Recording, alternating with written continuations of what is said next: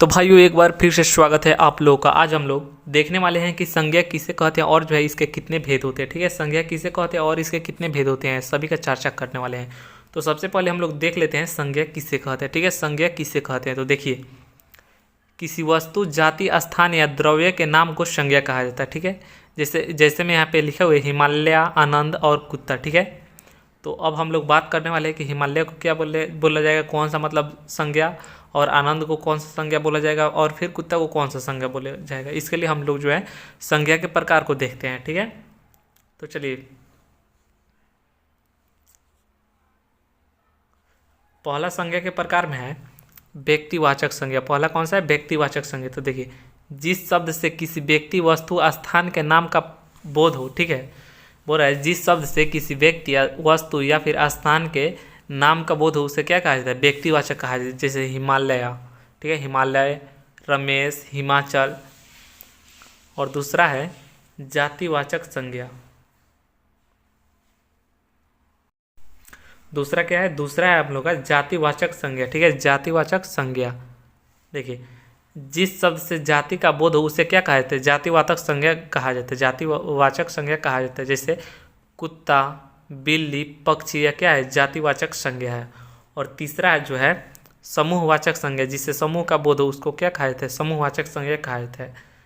ठीक है, जिस शब्द से किसी व्यक्ति या वस्तु के समूह का बोध हो। ठीक है, किसी व्यक्ति या वस्तु के समूह का बोध हो उसे क्या कहा जाता है, तो समूहवाचक कहा जाता है। जैसे एग्जाम्पल में सभा।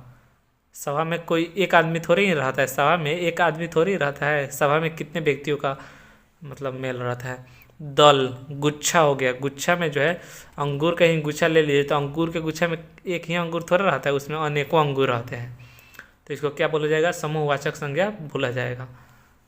चौथा जो है भाववाचक संज्ञा। ठीक है, चौथा कौन सा है, भाववाचक संज्ञा। भाववाचक संज्ञा,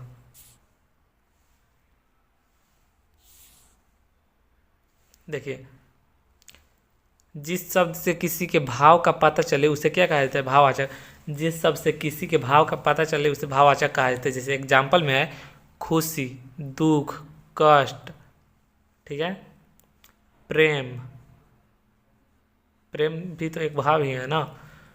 और पांचवा जो लास्ट है, लास्ट देखिए क्या है, द्रव्यवाचक संज्ञा। कौन सा है, द्रव्यवाचक संज्ञा।